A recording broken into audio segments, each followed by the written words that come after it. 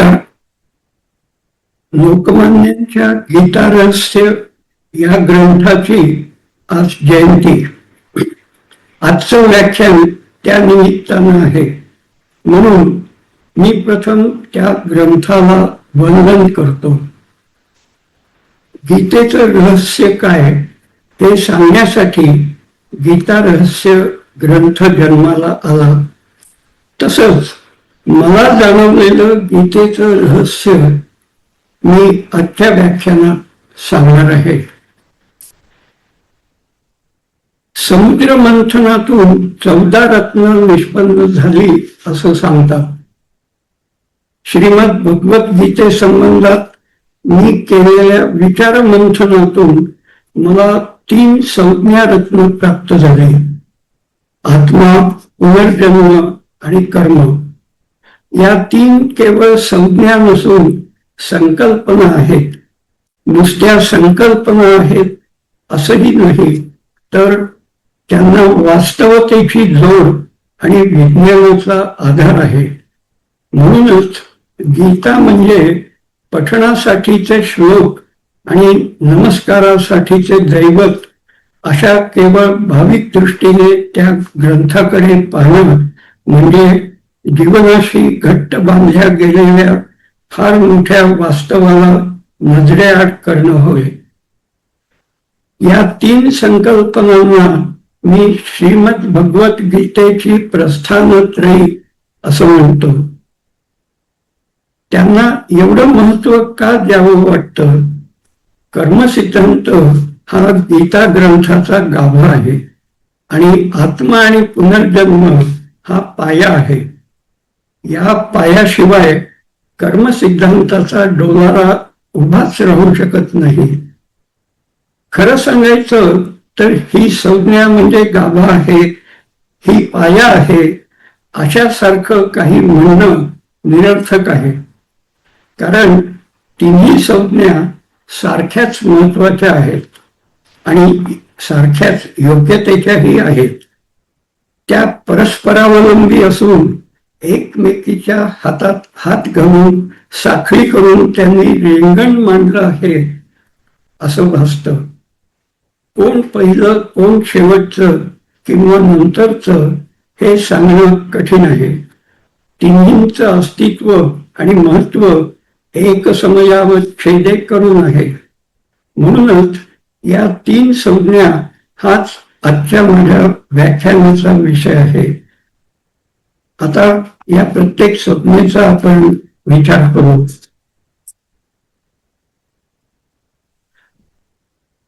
आत्मा म्हणजे काय?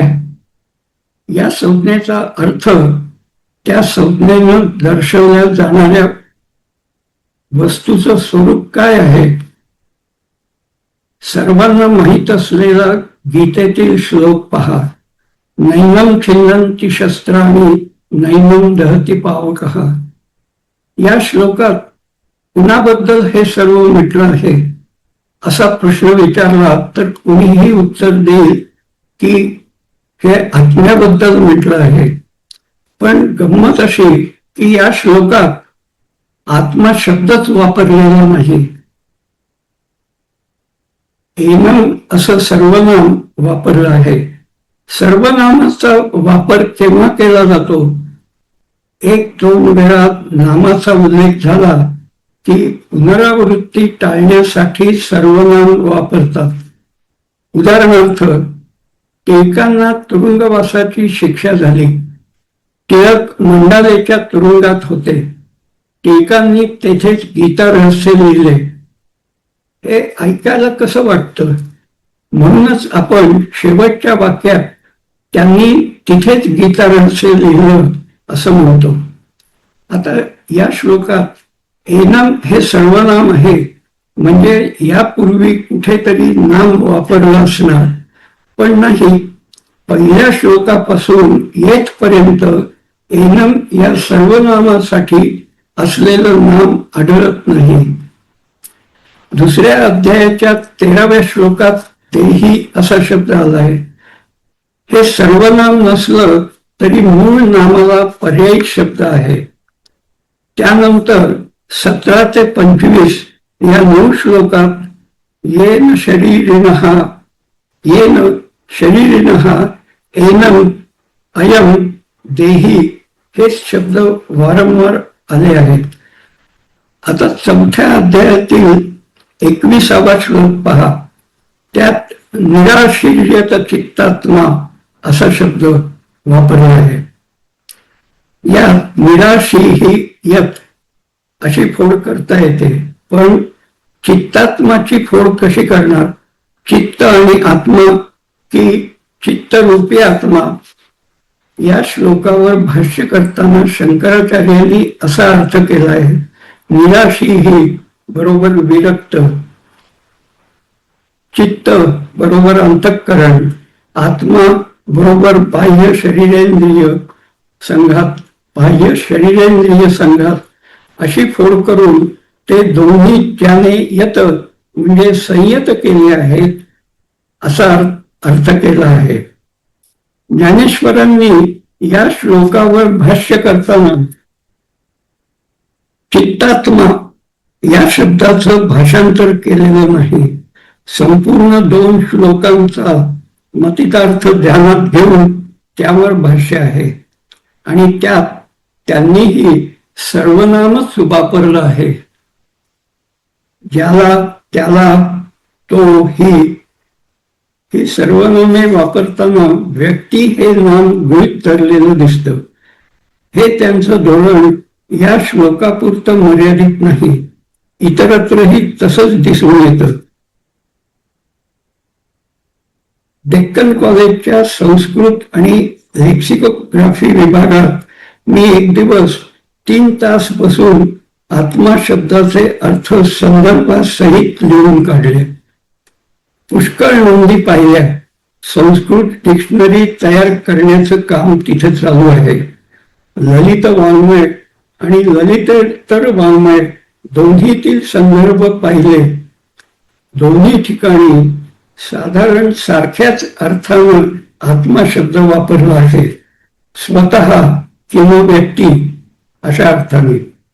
ललितेतर वाङ्मयात काही ठिकाणी जीवात्मा, the mind, inner organ, self, काही ठिकाणी पुरुष, सोल किंवा सुप्रीम सोल अशा अर्थानेही आत्मा शब्द आला आहे.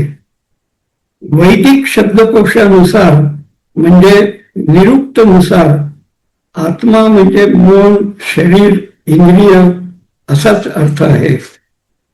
संस्कृत मराठीच्या आधुनिक कोशात सुद्धा मन, देह, जीव, प्राणी असाच अर्थ दिला आहे. आचार्य विनोबा भावे यांनी ईशावास्योपनिषदावर लिहिलेली टिप्पणी ईशावास्य वृत्ती या नावानं छोट्या पुस्तक रूपात प्रसिद्ध झाली आहे. त्यात ते म्हणतात, आत्मा शब्द आत धातूचं रूप आहे. आत हा पूर्व वैदिक धातू संस्कृतात लोपला असून ज्ञानेश्वरीच्या मराठीत जसाच्या तसा आला आहे. आतचे भूतकृदंत ज्ञानेश्वरीच्या भाषेत आतला असं होतं. आतचा अर्थ मुळात अस आणि भू यांच्या मधला आहे. अस म्हणजे केवळ असणं म्हणजे निर्गुण, भ म्हणजे विविध भावयुक्त होणं म्हणजे सगुण, आत म्हणजे होऊ शकणारे असणं ही मधली स्थिती म्हणजे सगुण गर्भ निर्गुण. सगुण गर्भ निर्गुण म्हणजे सगुण होण्याची क्षमता असलेलं निर्गुण. आतापर्यंत आपण आत्मा शब्दाच्या अर्थाविषयी विचार केला. आता गीता ग्रंथाच्या संदर्भात आत्मा या संकल्पनेविषयी परंपरागत समज काय आहे ते पाहू. प्रारंभीच नैनम छिंदन्ति या श्लोकाच्या संदर्भात आपण पाहिलं की त्या श्लोकात आत्मा शब्द नसताना सुद्धा आणि त्यातील सर्वनामाचा संबंध आत्मा या नामाशी आहे असं मागच्या पुढच्या कुठल्याच श्लोकातून दिसत नसताना सुद्धा हे सर्व वर्णन आत्म्याविषयीचं आहे असं समजलं जातं. आणखी असा समज आहे की आत्मा निर्गुण, निराकार, निर्लेप आहे, सर्वव्यापी आहे. कपडे बदलावे तसा तो शरीर बदलतो. आत्मा जर सर्वव्यापी आहे तर तो एका शरीरातून दुसऱ्या शरीरात कसा जाणार? असं म्हणण्याला मग अर्थ राहत नाही. आणखी एक शंका. अर्जुनाच्या एका प्रश्नाला उत्तर देताना श्रीकृष्ण म्हणतात, या जन्मात मृत्यूच्या वेळेपर्यंत साधनेत जेवढी प्रगती झाली असेल त्याच्या पुढे पुढच्या जन्मी सुरू होते. या जन्मात केलेली साधना फुकट जात नाही. आता माझं म्हणणं असं की साधना हे एक प्रकारचं कर्मच आहे आणि ते जर या जन्मातून दुसऱ्या जन्मात जात असेल तर ते कसं जाणार? कोणतं तरी वाहन असणं आवश्यक आहे. आत्मा या जन्मातून त्या जन्मात असं शरीरांतर करतो तर तोच हे कर्म, ही साधना वाहून नेत असेल. मगाशी म्हटलं ती शंका अशी की आत्मा जर निर्लेप आहे तर तो हे कर्म किंवा हेच काय कोणतंही कर्म कसं वाहून नेऊ शकणार? म्हणून माझं म्हणणं असं की आत्म्याविषयी परंपरागत असलेला समज तर्कसंगत नाही. शिवाय आत्मा शब्दाच्या अर्थाविषयी प्रारंभी मी जे सांगितलं ते सुद्धा तर्कसंगत नसणं या माझ्या म्हणण्याला पुष्टी देणारच आहे. मग नेमका प्रकार काय असावा? वस्तुस्थिती अशी आहे की आत्मा या शब्दाविषयी पारंपरिक समज जो आहे त्या अर्थाने गीतेत आत्मा शब्द वापरलेला नाही. संशयात्मा, विमूढ आत्मा या शब्द योजनेत आत्मा शब्दाचा अर्थ व्यक्ती असाच होतो.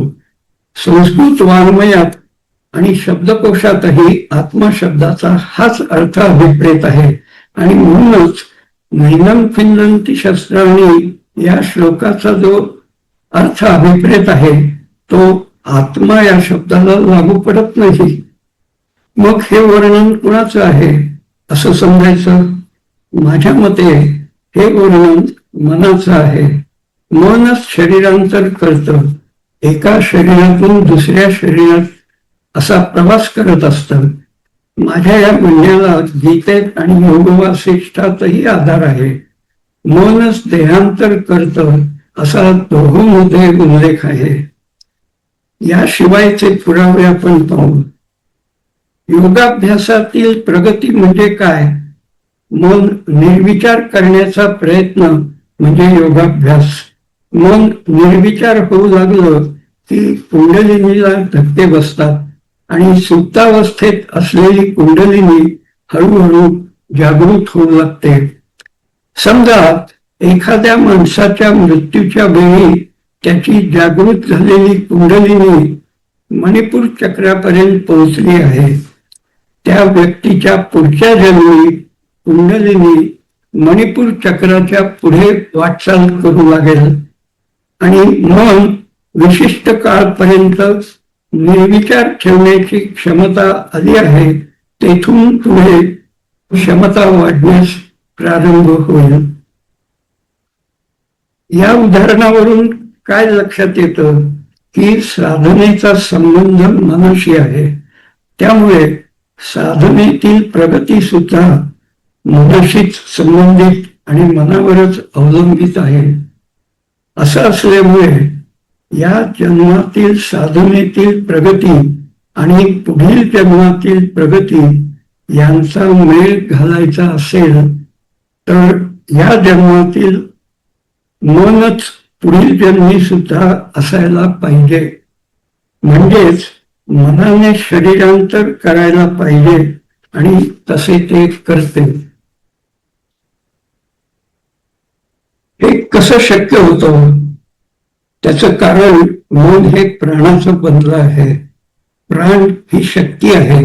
शक्ती कधी नष्ट होत नाही. योग वासिष्ठात म्हटलं आहे, मन फक्त ज्ञानानं दग्ध होतं, नष्ट होतं, अन्य कशानेही नाही. शक्ती नष्ट होत नाही, मग असं कसं म्हटलं आहे अशी शंका येऊ शकते. पण प्राण ही शक्ती नष्ट होते असं म्हटलेलं नाही, तर मन हे त्या शक्तीपासून बनलेलं एक रूप आहे, ते नष्ट होतं.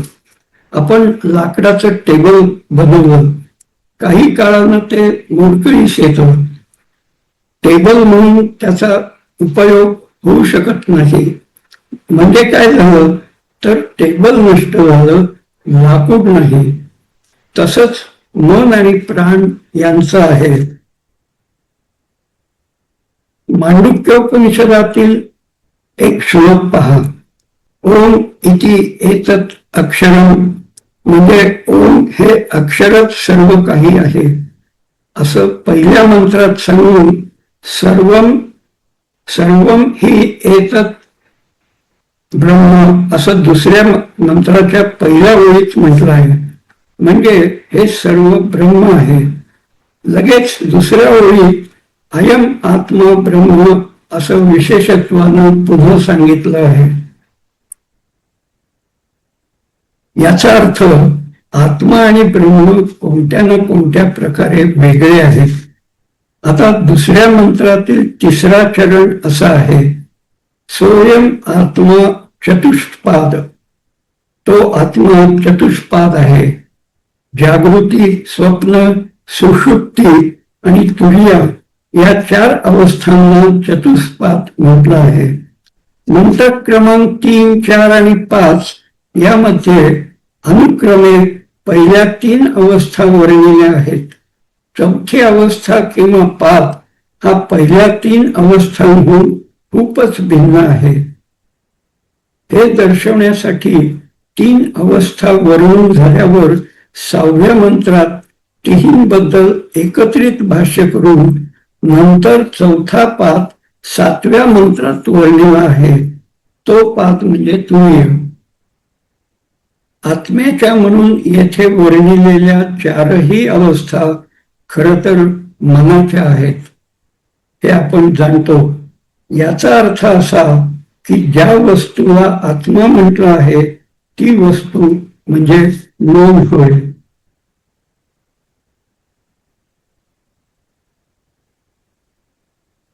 आत्म्याविषयी चर्चा करत करत आपण मनापर्यंत येऊन पोहोचलो. आता कर्मयोगाकडे वळण्यापूर्वी मनाविषयी जाणून घेणं आवश्यक आहे. बऱ्याच महत्वाच्या गोष्टींचा खुलासा गीता वाचून होऊ शकत नाही. त्यासाठी योग वासिष्ठाची मदत घ्यावी लागते. मन हे स्पंदनयुक्त प्राणाचं बनलं आहे. मनाचे हे स्पंद मज्जासंस्थेद्वारा शरीरभर पसरलेले असतात. या स्पंदनामुळे ज्ञानेंद्रिय आणि कर्मेंद्रिय यांचं कार्य चालतं. यालाच आजच्या शरीर विज्ञानाच्या भाषेत सेन्सॉरी मोटर ऍक्टिव्हिटी म्हणतात. मनाचे हे स्पंद शरीरभर संचार करत असतात. शरीरभर पसरलेल्या मनाच्या स्पंदांना चित्त असं नाव आहे. योग वासिष्ठात म्हटलंय, ब्रह्मदेवापासून वृक्षादी स्थावरांपर्यंत सर्वांना 2 शरीर असतात.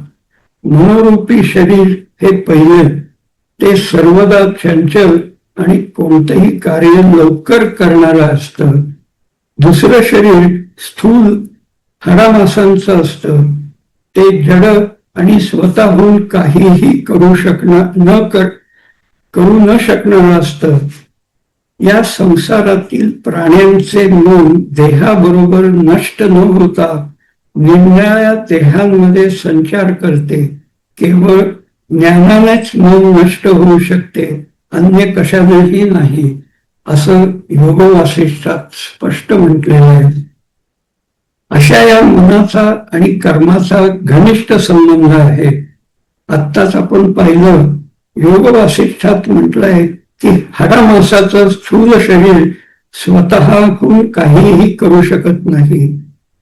मग ते कुणाच्या सांगण्यानुसार किंवा आदेशानुसार वागतं, तर मनाच्या सांगण्यानुसार वागतं.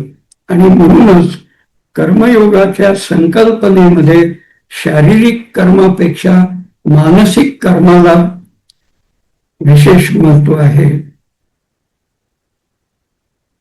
असं महत्व असायला आणखी एक कारण आहे. ते असं, शरीराने केलेलं कर्म हवेत विरून जातं, पण मानसिक कर्माचा मात्र मनावर ठसा उमटतो. आपण बोललेले शब्द जसे ऑडिओ कॅसेटवर उमटतात, रेकॉर्ड होतात, तसं मनानं केलेला विचार आणि मनात निर्माण झालेल्या भावना यांचा मनावर ठसा उमटल्याशिवाय राहत नाही. ठसा उमटणं ही फार मोघम सामान्य म्हणजे जनरल टर्म झाली. मनात जे जे घडेल त्याची त्या त्या प्रकारे मनावर नोंद होत राहते. उदाहरणार्थ, मगाशी उल्लेख केल्याप्रमाणे साधनेतील प्रगती मनावरच कोरली जाते आणि मनाबरोबरच पुढच्या जन्मात वाहून नेली जाते. इंद्रियांचा संयम राखायचा, विषयापासून त्यांना दूर ठेवायचं आणि मनानं मात्र विषयांचं चिंतन करायचं, याला गीतेत ढोंगीपणा म्हटलं आहे. का बरं असं? कारण मनाला महत्व आहे, इंद्रियांना किंवा शरीराला नाही. शरीर नाशवंत आहे, आज न उद्या ते नष्ट होणार आहे. म्हणून शरीरानं केलेलं कर्म सुद्धा टिकाऊ नाही. टिकाऊ आहे ते मन. मनाला शस्त्र तोडू शकत नाही, अग्नी जाळू शकत नाही, पाण्यामुळे ते ओलं होत नाही. मन टिकाऊ असल्यामुळे त्यावर कोरलं गेलेलं कर्म सुद्धा टिकाऊ असतं आणि म्हणून ते मनाबरोबर पुढच्या जन्मात जाऊ शकतं. गीतेमध्ये कर्मयोग सांगताना जे कर्म अपेक्षित आहे ते म्हणजे मानसिक कर्म. कर्म, विकर्म, अकर्म असे प्रकार सांगितल्यामुळे आणि निरनिराळ्या भाष्यकारांनी त्यावर सविस्तर भाष्य केल्यामुळे सामान्य माणसाचा गोंधळच उडतो. म्हणून एवढंच लक्षात ठेवलं पाहिजे की मानसिक कर्म आणि शारीरिक कर्म अशी दोन प्रकारची कर्म आहेत. शारीरिक कर्म केलं किंवा न केलं सारखंच आहे, पण मोक्षाच्या दृष्टीनं पाहिलं तर मानसिक कर्माला महत्व आहे. मोक्षाशी मानसिक कर्माचा संबंध आहे. काय संबंध आहे हा? मन हे वृत्ती स्वरूप आहे. या वृत्तींमुळे बाह्य जगाची निर्मिती होते. वृत्तींचा विरोध केला तर बाह्य जगाचं अस्तित्व नाहीसं होतं. परदेशात एका भारतीय योग्यावर एक प्रयोग केला. तो समाधीत असताना त्याच्या डोळ्यांवर फ्लॅश लाईट टाकण्यात आला. तापलेल्या परीक्षा नळीचे शरीराला चटके देण्यात आले. त्याला कशाचंही ज्ञान झालं नाही, कारण तो समाधीत होता. समाधीत असताना त्याच्या वृत्तींचा निरोध झाला होता. त्यामुळे त्याला बाह्य जगाचं ज्ञान होत नव्हतं. आपल्या तत्वज्ञानात जगत ही मनाची निर्मिती आहे.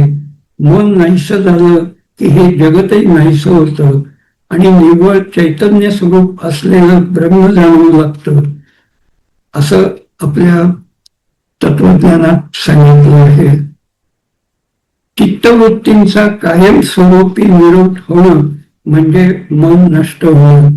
अध्यात्मशास्त्रात सांगितलेल्या सर्व साधन मार्गांचं उद्दिष्ट एकच, मनाचा नाश. जगत ही मनाची निर्मिती आहे असं भारतीय तत्वज्ञान सांगतं. आजच्या वैज्ञानिकांचंही असंच मत आहे.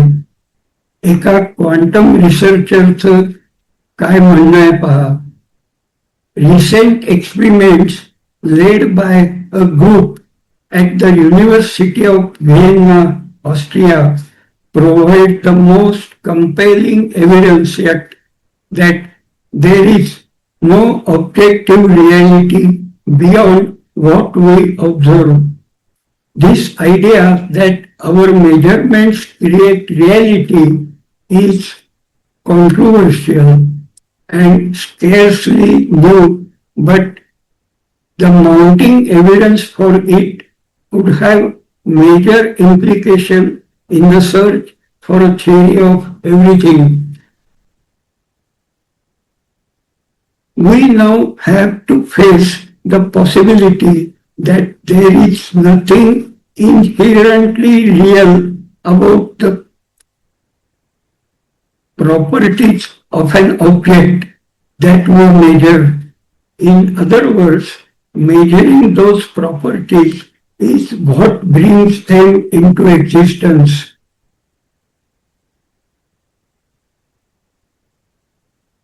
Rather than passively observing it, we in fact create reality, says quantum researcher Latko Vetrol at the University of Leeds, UK.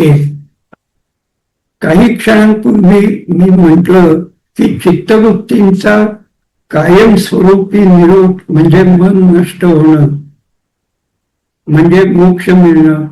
गीतेमध्ये मोक्षासाठी निष्काम कर्मयोग सांगितलं आहे. आता चित्तवृत्तींचा कायमस्वरूपी निरोध आणि निष्काम कर्मयोग दोन्ही मोक्षाप्रत कसे नेतात ते पाहू. माणूस सतत काही ना काही कर्म करत असतोच. काही ना काही कर्म केल्याशिवाय माणूस राहू शकत नाही. अशा कर्मांमध्ये काही कर्म मनावर परिणाम करणारी असतील तर काही कर्मांचा मनाशी संबंध नाही अशी असतील.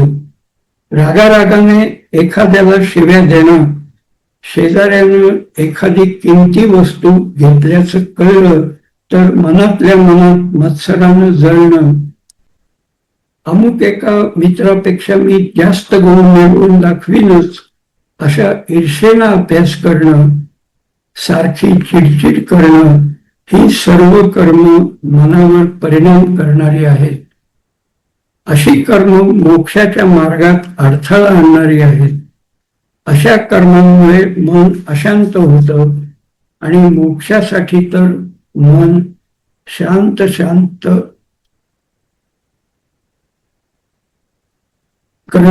शांत करत अंतिमतः वृत्तींचा निरोध करायचा आहे. कोणत्याही काम्य कर्मामुळे मन अशांत राहतं, पण निष्काम कर्मामुळे मन शांत राहतं. शांतीमुळे मनाची शक्ती वाढते. वाढलेल्या शक्तीमुळे मनावर नियंत्रण आणणं सोपं जातं. अर्थातच त्यामुळे वृत्ती निरोधाचा अवधी हळूहळू वाढवता येतो. म्हणजेच मोक्षाच्या दिशेने यशस्वी वाटचाल होत राहते. हे सर्व सांगायला आणि ऐकायला अगदी सोपं वाटतं, पण ही साधना पूर्णत्वास जाण्यासाठी कित्येक जन्म घ्यावे लागतात. यावरून हे सारं किती अवघड आहे याचा अंदाज येतो. अनेक जन्म लागतात याचा अर्थ पुनर्जन्म असतो. पुनर्जन्म ही खरोखरच वास्तवता आहे. संत बहिणाबाईंनी वयाच्या 72व्या वर्षी आपला अंतकाळ जवळ आला आहे असं जाणून आपल्या मुलाला गावी बोलावून घेतलं आणि त्याला सांगितलं, व्यवहारी माणसं पुनर्जन्माविषयीच्या माहितीस लटकेची बोरं असं समजतात.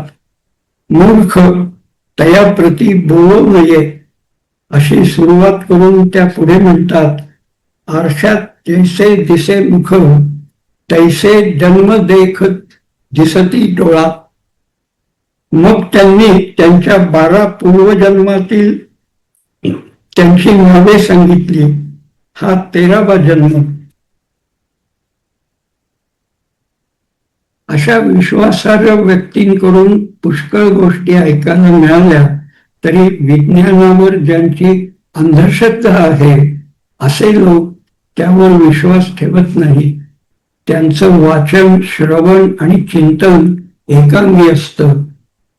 पॅरासायकोलॉजी या विषयात पुनर्जन्म, टेलिपॅथी, प्रिकॉग्निशन, प्लॅनचेट, भानुमती, भूतखेत अशा विषयांचा राष्ट्रीय पातळीवर मोठ्या प्रमाणावर जगभर अभ्यास संशोधन चालू आहे.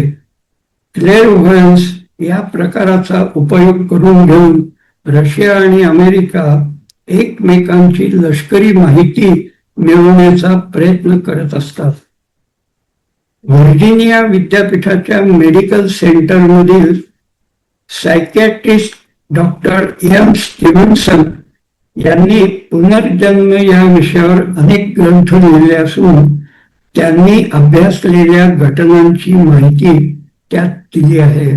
शिवाय पुनर्जन्म सूचक घटनांचा अभ्यास कसा केला जातो ती अभ्यास पद्धतीही त्यांनी दिली आहे.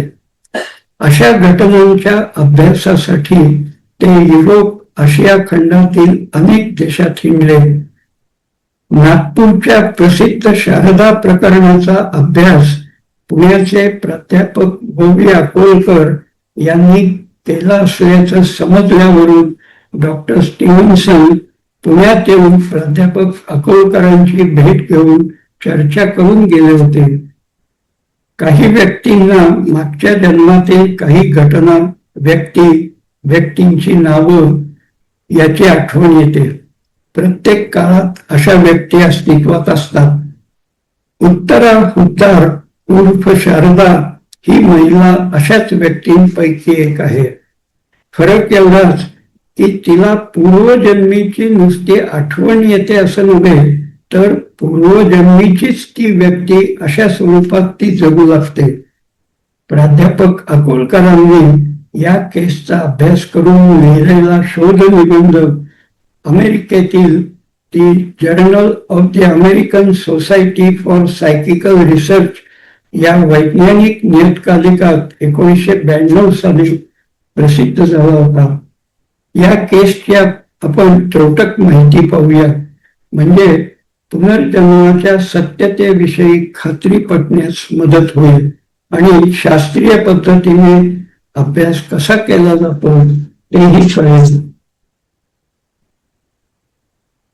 या महिलेचं मूळ नाव कुमारी उत्तरा हुद्दार. ती नागपूरची राहणारी. जन्म मार्च 1941चा.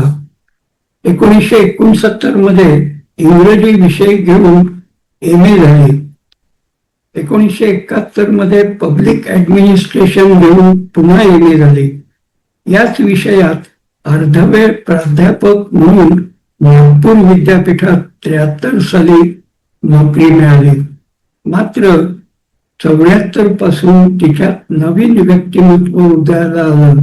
ही नवीन व्यक्ती म्हणजे तरुण बंगाली महिला शारदा. पुढे ठराविक काळाने उत्तराची शारदा होऊ लागली. बहुतेक वेळा अष्टमीला हा बदल होत असे. शारदेच्या रूपात असताना ती अस्खलित बंगाली बोलत असे. शारदेच्या रूपात असताना तिने सांगितलेली माहिती अशी: बंगालमधील बर्दवान येथील संस्कृत पंडित ब्रजेंद्रनाथ चट्टोपाध्याय यांची ती मुलगी.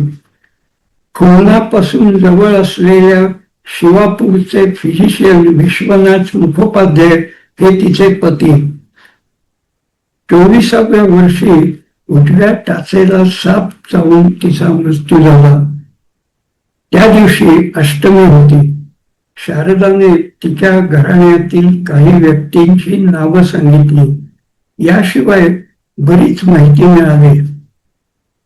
प्राध्यापक अकोलकरांनी सर्व माहितीची शहानिशा केली, खरे खोटेपणा तपासला. अशा घटनांच्या संदर्भात काही आक्षेप येऊ शकतात. काही लाभ मिळवण्याच्या दृष्टीने माणूस असं सोडून घेऊ शकतो. खोटेपणानं वागून दुसऱ्याला फसवू शकतो. पण या प्रकरणात तशी शक्यता नाही, कारण त्यांना लाभ न होता नुकसानच झालं. म्हणजे या शारदा या व्यक्ती अंगात आल्यामुळे त्यांचं नुकसान झालं. कारण त्या शारदा म्हणून वावरू लागल्या की उत्तरा हे व्यक्तिमत्व त्या पूर्ण विसरून जात. अर्थातच विद्यापीठात जाणं बंद होत असे. वारंवार असं झाल्यामुळं काही काळ नोकरी गमवावी लागली. दुसरा आक्षेप मानसिक विकृतीचा असू शकतो. माणसाच्या वागण्या बघण्यात विकृती असेल तर ती मेंदूतील विद्युत लहरीत दिसून येते. त्यासाठी प्राध्यापक अकोळकरांनी उत्तरा हुद्दार पुण्यात आल्या असताना त्यांची EEG चाचणी घेतली होती. ती नॉर्मल आली. EEG चाचणी म्हणजे मेंदूतील विद्युत लहरीचा ग्राफ, त्याची चाचणी. अशा प्रकारे सर्व बाजूने विचार करता पुनर्जन्माशी संबंधित अशी ही केस आहे हे स्पष्ट होतं. विद्यमान जन्म हाच एकमेव जन्म नसून जन्मांतराच्या प्रक्रियेतून प्रत्येक माणसाला जावं लागतं हे सत्य सांगितल्यावर पुढचा तर्कसंगत मुद्दा म्हणजे किती जन्म घ्यावे लागतात. या बाबतीत गीतेनं निश्चित आकडा सांगितलेला नाही. तुझे व माझे पुष्कळ जन्म होऊन गेले ते सर्व मी जाणतो, तू जाणत नाहीस. याचा अर्थ प्रत्येकाच्या बाबतीत जन्मांचा आकडा वेगवेगळा असणार. पुष्कळ जन्म असं म्हटलं असलं तरी त्याला ही मर्यादा आहे. ही मर्यादा म्हणजे मोक्षाची मर्यादा. मन हे ज्ञानावर दग्ध होतं, नष्ट होतं. म्हणजेच शरीर धारण करण्याची त्याची क्षमता नाहीशी होते. म्हणजेच ते पुन्हा जन्म घेऊ शकत नाही. म्हणजे मोक्ष मिळाला. जन्मांतर प्रक्रियेचा शेवट मोक्षात होतो. याचा अर्थ या प्रक्रियेतील प्रत्येक जन्म काही पावलं तरी मोक्षाच्या दिशेनं पुढे नेत असतो. म्हणूनच अखेरीस आपण आपल्या गावी पोहोचू शकतो. याचाच अर्थ असा की जन्मांतर प्रक्रिया सकारण आहे. निसर्गातील कोणतीही गोष्ट निरर्थक नाही, अकारण नाही. मग जन्मांतर प्रक्रियेचा तरी अपवाद कसा असेल? मनुष्य योनीत आल्यावर एकाच जन्मात मोक्ष मिळू शकत नाही. ही गोष्ट इतकी सोपी नाही. हाच संदेश अनेक जन्म या कल्पनेतून आपल्याला घेता येतो. जन्मांतराच्या बाबतीत आणखी एका वास्तव परिस्थितीचा उल्लेख गीतेत आला आहे. या भौतिक जगात आलेल्या प्रत्येकाला येथून परत जाण्याचे 2 मार्ग आहेत असं म्हटलं आहे. भौतिक जगात आलेला प्रत्येक जीव शरीरधारीच असतो. म्हणून येथून जाण्याचे 2 मार्ग म्हणजे अर्थातच शरीरातून जाण्याचे 2 मार्ग असंच म्हणावं लागेल. या 2 मार्गात एक प्रकाश मार्ग आणि दुसरा अंधार मार्ग असं म्हटलं आहे. या 2 मार्गांबद्दल समाधानकारक स्पष्टीकरण आजपर्यंत कोणीही केलेलं नाही. पॅरासायकोलॉजी या विषयात गेल्या 500 वर्षात विविध स्वरूपाचं पुष्कळ संशोधन झालं आहे. त्यापैकी मृत्यू संबंधात झालेल्या संशोधनाचा आपल्याला हा प्रश्न सोडवण्यासाठी उपयोग होऊ शकेल कसा ते पाहूया. जवळजवळ मृत्यू झाला होता अशा अवस्थेतून माघारी आलेल्या लोकांचे अनुभव संशोधकांनी अभ्यासले आहेत. हे अनुभव एवढ्या मोठ्या संख्येने जमा झाले आहेत की त्यावर अनेक ग्रंथ प्रसिद्ध होत आहेत. प्रतिपाद्य मुद्द्याशी संबंधित जेवढा भाग आहे तो पाहूया. मायकेल पेरी यांच्या सायकिक स्टडीज या पुस्तकात दिलेला एक अनुभव असा आहे. डॉक्टरांनी मृत म्हणून जाहीर केलं. त्या क्षणी त्या माणसाला मोठा आवाज ऐकू येतो आणि असं जाणवतं की तो एका लांबच लांब आणि अंधाऱ्या बोगद्यातून जात आहे. बोगद्याच्या शेवटी त्याला असं लक्षात येतं की आपण आपल्याच शरीरातून बाहेर आलो आहोत आणि काही अंतरावरून त्या शरीराकडे पाहत आहोत. आणखी काही अनुभवत असतानाच त्याच्या लक्षात येतं की या मर्यादेच्या पलीकडे आपण जाऊ शकत नाही. जणू ती लक्ष्मण रेषा होती. ती रेषा तो ओलांडू शकत नव्हता, कारण तो पूर्ण मृत झालेला नव्हता आणि अचानक तो पुन्हा त्याच्या शरीरात प्रवेश करतो आणि जिवंतपणा अनुभवू लागतो. ही परिकथा नसून घडलेल्या घटनेचा वृत्तांत आहे, आत्मकथन आहे. असे असंख्य आणि एकासारखे एक अनुभव संशोधकांनी नोंदले आहेत. हा अनुभव मी त्रोटक स्वरूपात सांगितला असून त्यातील एक वाक्य आपल्या दृष्टीनं महत्वाचं आहे. ते वाक्य म्हणजे लांबच लांब अंधाऱ्या बोगद्यातून जात आहे असं जाणवलं.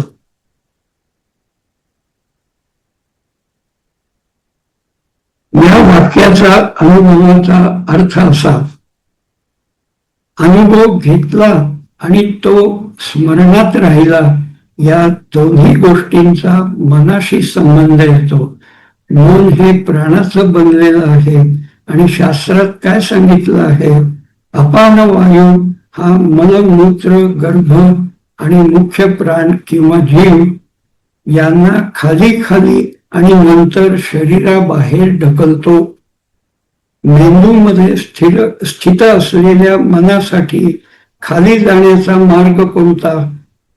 कुंडलिनी वर मनाकडे जाण्याचा जो मार्ग, तोच मनाला खाली येण्याचा मार्ग आहे. हा मार्ग म्हणजे पाठीचा कणा. म्हणजे मन शरीरातून निघून जाताना पाठीच्या कण्यातूनच वरून खाली जाणार. म्हणून माझ्या मते लॉंग डार्क टनेल म्हणजे आपला पाठीचा कणा. पाठीच्या कण्यातून मन जातं तेव्हा लांबच लांब अंधाऱ्या बोगद्यातून गेल्यासारखं जाणवतं, असा त्याचा अर्थ. भौतिक शरीरातून निघून जाताना ज्ञान प्राप्त न झालेले जीव अंधाऱ्या मार्गाने जातात, हा गीतेत आलेला उल्लेख त्याचं हे स्पष्टीकरण. आता प्रकाश मार्ग म्हणजे कोणता ते पाहू. योग साधना जशी वाढत जाईल तसं त्याचा परिणाम म्हणून दोन महत्वाचे बदल शरीरात होऊ लागतात. मनाची एकाग्रता वाढत जाते, म्हणजे मन ध्यानस्थ होऊ लागतं आणि त्याचा परिणाम म्हणून कुंडलिनी शक्ती जागृत होऊ लागते. जागृतीत जशी प्रगती होत जाईल तशी कुंडलिनी षटचक्र भेदून शेवटी सहस्रार चक्रात जाऊन पोहोचते. त्यानंतर या अखंड साधनेमुळे ती तिथेच स्थिरावते. त्यामुळे परिणामतः चित्तवृत्तींचाही पूर्ण निरोध होतो. ही स्थिती म्हणजे मनोरूपी प्राण आणि कुंडलिनी प्राण एकरूप होतात. यालाच शिवशक्तीचं मिलन असं रूपकात्मक भाषेत म्हटलं जातं. हा एकरूप झालेला प्राण टाळू वाटे निघून जातो. त्यावेळी मन नष्ट झालेलं असल्यामुळं टाळूच्या बाहेर अस्तित्व जाणवतं, ते निव्वळ चैतन्यमय प्रकाशाचं. हाच तो प्रकाश मार्ग.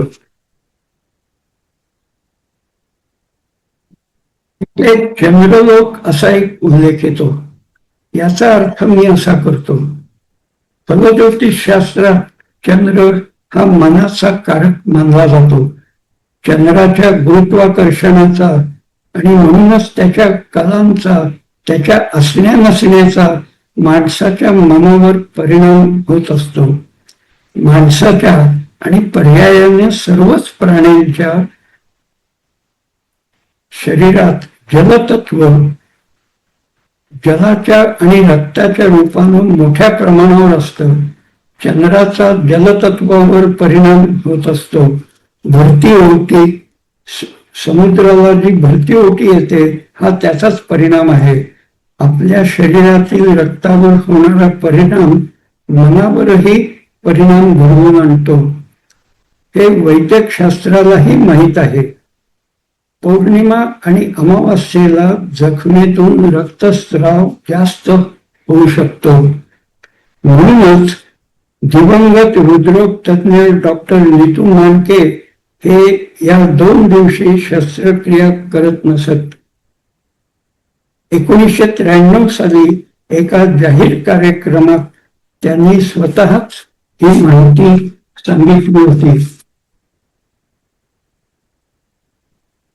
अमेरिकेत काही वर्षांपूर्वी खुनाच्या 10,000 घटनांचा अभ्यास करण्यात आला. संशोधकांच्या असं लक्षात आलं की खुनाच्या बहुसंख्य घटना पौर्णिमा अमावास्या या दिवशी किंवा या 2 दिवसांच्या एखाद दिवस आधी किंवा नंतर घडल्या आहेत.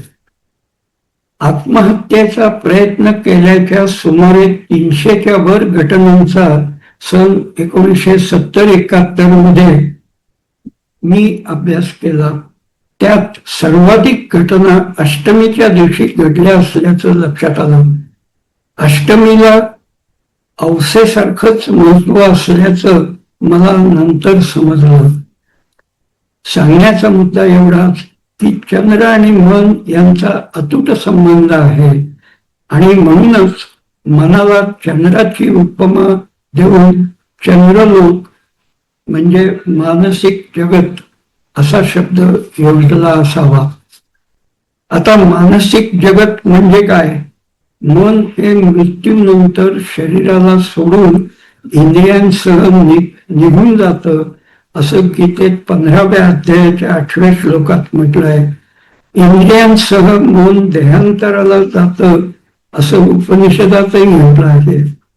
आता असं पहा, एक देह सोडल्यानंतर आणि दुसरा देह धारण करून या लोकी परत येईपर्यंतच्या मधल्या काळात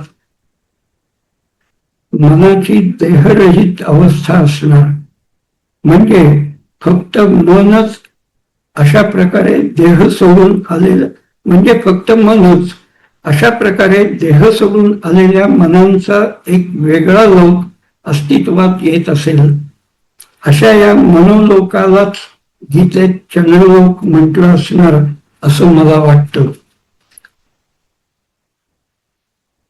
आतापर्यंत केलेल्या विश्लेषणातून आपल्या लक्षात येऊ शकेल की मन, कर्म आणि पुनर्जन्म यांचा एकमेकाशी घनिष्ठ संबंध तर आहेच, पण गीतेचं सार या तिघांमध्ये सामावलेलं आहे. म्हणूनच मी त्यांना गीतेची प्रस्थानत्रयी असं म्हणतो. धन्यवाद.